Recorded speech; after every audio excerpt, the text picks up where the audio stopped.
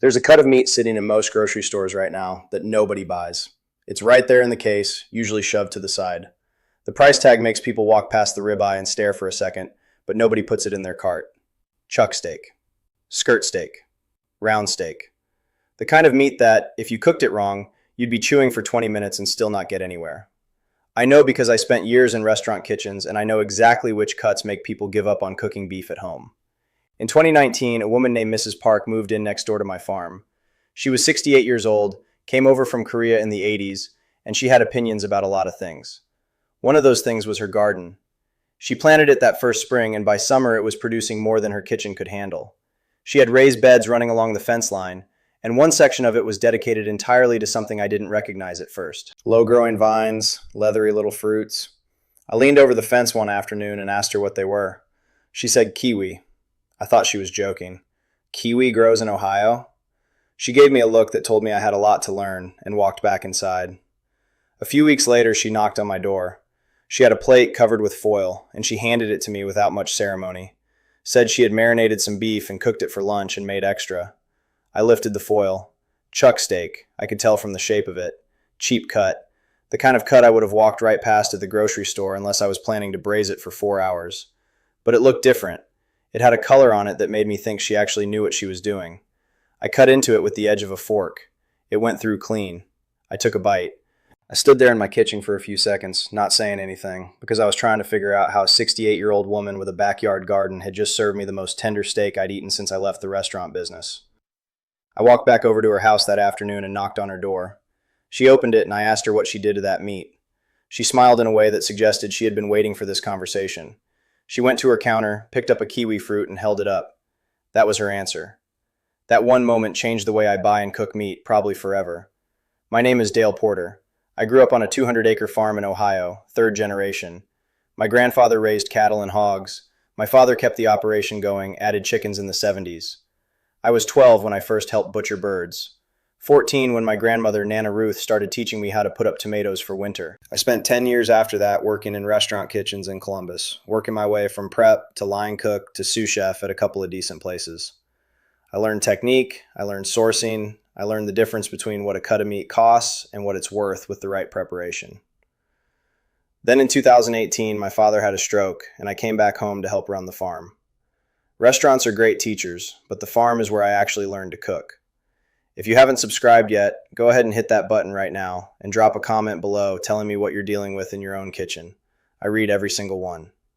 Now let me tell you what is actually happening inside that kiwi, because this is not folk magic. This is food science. And once you understand it, you'll never look at a cheap cut of meat the same way again. Kiwi fruit contains an enzyme called actinidin. It's a proteolytic enzyme, which is a technical way of saying it breaks down protein. Specifically, it attacks the protein chains in muscle tissue. Meat is muscle. Muscle is made up of long protein fibers wound together. When an animal works a muscle hard throughout its life, those fibers get dense and tough. That's why chuck steak is cheap. The chuck is a heavily worked shoulder muscle. The round is from the hindquarters, also heavily worked. The flank and skirt come from the abdominal area, and they're full of long, tight fibers. The ribeye, on the other hand, comes from a muscle that barely moves. It's tender because the animal almost never used it. That's why it costs 3 times as much. What actinidin does is attack those tight protein chains at the molecular level.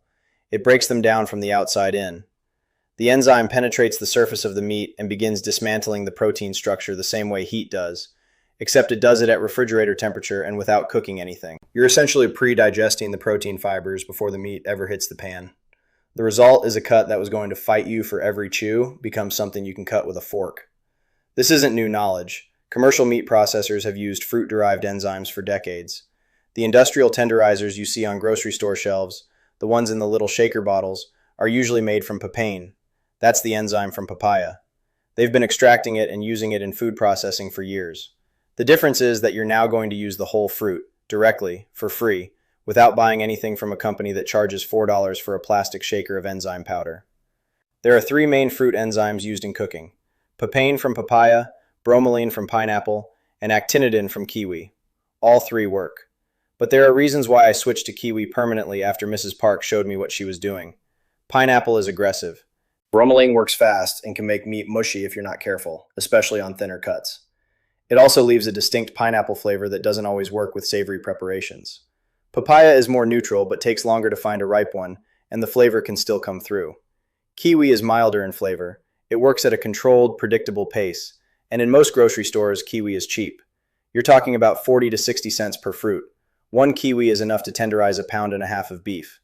I want to be specific here because vague instructions are useless. Let me tell you exactly what I do and exactly what you should watch out for, because there is one mistake that will ruin the whole thing. For a pound of meat, you need one ripe kiwi. Ripe means it gives slightly when you press it, not rock hard, not mushy. If it's rock hard, it hasn't developed full enzyme activity yet. You can use it two ways. The first way is to peel it and slice it thin, then lay the slices directly on both sides of the meat and wrap the whole thing tightly in plastic wrap. The slices stay in contact with the surface and the enzyme works where it touches. The second way is to peel it and mash it or blend it into a paste. You spread the paste over the meat, coat it evenly, and let it sit. The paste method gets into every surface contour and tends to work a little more aggressively. I use the paste method for thicker cuts like a chuck steak. I use the slice method for thinner cuts like flank or skirt where I don't need as much penetration. Either way, the marinade goes into the refrigerator, not on the counter. You want the enzyme working slowly and in a controlled environment. Now here's the critical thing that Mrs. Park told me with a very serious face. Do not go past 2 hours. This is not a guideline, this is a rule. The actinitin enzyme does not stop working just because you walked away. At 30 minutes, you have a noticeably more tender cut. At 1 hour, you have dramatically better texture on most cuts. At 90 minutes to 2 hours, you're at peak results on most thick cuts. Past 2 hours, especially with the paste method, the surface of the meat starts to break down in a way that turns the texture soft and slightly mealy. It's still edible, but you've gone too far. You wanted tender, not mush. Set a timer. For thin cuts like skirt steak, sometimes 45 minutes is plenty. When the time is up, rinse the meat under cold water. Don't skip this step. Get all the kiwi off the surface. Pat it dry with paper towels. Now your meat is ready for whatever you were going to do with it. Season it the way you normally would. The kiwi flavor does not transfer significantly to the meat if you rinse well. What you're left with is just tender protein. Now about that marinade. I usually do more than just kiwi. After I rinse off the kiwi paste, I'll put the meat into a second marinade for seasoning. Salt, black pepper, garlic, minced or pressed, not powder if I can help it. I'll add either a squeeze of lemon juice or a tablespoon of apple cider vinegar. The acid does two things. It helps the salt penetrate and it brightens the final flavor. The garlic adds depth. The salt starts drawing moisture slightly and then redistributes it through the meat during cooking. This second marinade can go anywhere from 30 minutes to overnight because there's no enzyme in it. It's just flavor. The cuts that benefit most from the kiwi method are exactly the ones most people avoid. Chuck steak is my first choice. You can find it for $4 to $6 a pound in most stores. With proper kiwi tenderizing and a hot cast iron pan, it will beat a grocery store sirloin at twice the price. Skirt steak is the cut used in most fajitas at restaurants. It has great flavor but has to be handled right. Kiwi tenderizing, plus a screaming hot pan, plus slicing across the grain. You have restaurant quality fajita meat at home. Round steak, which is the toughest of the lot and usually the cheapest per pound, responds well to a full 90-minute treatment with the paste method. Flank steak is more expensive than the others but still significantly cheaper than premium cuts, and it responds well to 45 to 60 minutes. The comparison that always gets people's attention. I did a side-by-side a few months after Mrs. Park showed me her method. A $6 chuck steak, kiwi tenderized for an hour, salt and pepper seasoned, cooked in cast iron to medium rare. And a $28 ribeye, just seasoned and cooked the same way. I invited 2 neighbors over and didn't tell them which was which. One of them picked the chuck steak as his preference. The other called it a tie.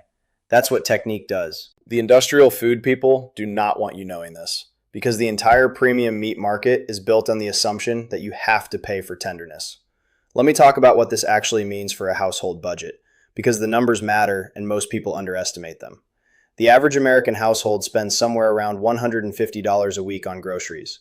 Of that, a significant portion goes to meat, because meat is expensive and people still want to eat it. The average American household also wastes somewhere around $1,500 a year on food. Some of that is produce that goes bad, some of it is leftovers that get forgotten, but a real, underappreciated chunk of it is cheap cuts that people bought trying to save money, cooked without the right technique, and couldn't eat. Bad texture makes people give up. They throw it out.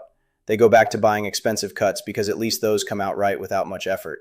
That's a trap. Nana Ruth used to say that you don't need the expensive cut, you need the right technique. She grew up in a household where the expensive cut wasn't an option, and she cooked beef that made people come back for seconds every single time. She knew what cuts responded to long cooking. She knew how to braise a chuck roast until it fell apart. She never bought a tenderizer from a store in her life because she didn't need to. She knew things that people my age had to relearn after a generation of grocery store convenience made us forget.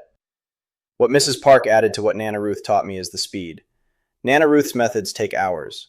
A proper braise is a Sunday project. The Kiwi method gives you weeknight results on tough cuts in under 2 hours of hands-off time. That's the gap. That's what Korean and Japanese and Southeast Asian cooking traditions figured out that American grocery store culture doesn't teach you. There is an enormous amount of cooking knowledge that exists in the world that never made it into American mainstream food culture. The gap between what an average American home cook knows and what a 68-year-old woman from Korea knows about tenderizing meat is genuinely large, and that gap costs money every single week. I don't buy expensive cuts for weekday cooking anymore. I haven't in a while. My freezer right now has chuck steak, skirt steak, chicken thighs, pork shoulder, and a couple of packages of beef round. That's it for protein. On weekends, when I have more time, I'll cook the pork shoulder low and slow. On weekdays, the Kiwi method handles the beef cuts. I'm eating steak twice a week on a grocery budget that most people would call tight. For 2 people, I'm spending somewhere around $40 a week on groceries if I'm being honest about it. That includes produce, eggs from our own chickens, some dry goods, and the meat. The meat portion of that is maybe $12 to $15. 2 steak meals a week, some chicken, and the rest filled in with eggs and whatever vegetables are in season. The chuck steak I buy is usually on sale for $4.50 to $5 a pound. A pound and a half feeds 2 people with leftovers. That's 1 fruit and $7 of beef for a dinner that would cost $40 at a mid-range restaurant. I want to be clear that this isn't about deprivation. I'm not telling you to eat worse to save money. I'm telling you that with the right technique, cheaper cuts produce a result that is genuinely better than what most people get from expensive cuts cooked without thought. The ribeye is forgiving. It comes out okay even if you don't know what you're doing. The chuck steak teaches you. It rewards you when you do things right and punishes you when you don't. That's a better cooking education than anything you'll get from buying expensive meat. My practice now is straightforward. I plan the week on Sunday. I pull whatever beef cuts I want out of the freezer to thaw Friday or Saturday night. By Sunday afternoon, they're fully thawed. I'll do the Kiwi marinade for an hour, rinse, then into the seasoning marinade. Some of those I'll cook Sunday. Some go into the refrigerator for Monday or Tuesday night. The seasoning marinade just makes them better with more time, so a chuck steak that sits in garlic and lemon and salt overnight is going to be even more flavorful than one that sat for 30 minutes. The change to my freezer habits happened within a month of Mrs. Park showing me her method. I used to have ribeyes and strip steaks in there because that's what I reached for when I wanted steak. I stopped buying them for everyday cooking. The money I saved in the first 2 months I put back into better produce and a few quality pantry items that I'd been buying cheap versions of for years. The overall quality of what comes out of my kitchen went up while the budget went down. That's the actual goal. Not penny pinching, not sacrifice. Just knowing what you're doing. The technique is older than most of the stuff they sell at the grocery store. The knowledge of using fruit enzymes to tenderize meat goes back centuries in Asian cooking traditions. It was never a secret in those kitchens. It just didn't make it into the American mainstream because there was no money in teaching it. There's plenty of money in selling you a premium cut. There's no money in telling you that a Kiwi and a cheap chuck steak will get you most of the way there. Mrs. Park still lives next door. Her Kiwi plants are on their 3rd year now and they're producing well. She gave me a bag of them last fall and I used them all before the end of the month. We talk over the fence about food more than anything else. She's taught me a few other things I'll share on this channel eventually. But the Kiwi tenderizing method is the one that changed my buying habits. It's the one I tell people about first because the impact on the grocery bill is immediate and the technique is genuinely simple. 1 Kiwi, 1 hour, a cheap cut of beef, a hot pan. That's the whole thing. What's the toughest cut of meat you've ever turned into something good? Drop it in the comments below. I want to know what techniques people are actually using at home because I guarantee someone in this community has a method I haven't tried yet. That's how this works. You share what you know, I share what I know, and we all eat better without handing more money to the grocery industry than we have to. If you've been watching for a while and haven't subscribed yet, now is a good time. I put out new videos regularly on exactly this kind of thing. Techniques, methods, and money-saving approaches that the food industry would rather you didn't know about. Share this one with someone who always buys the expensive cut out of habit. They might be surprised what they've been missing.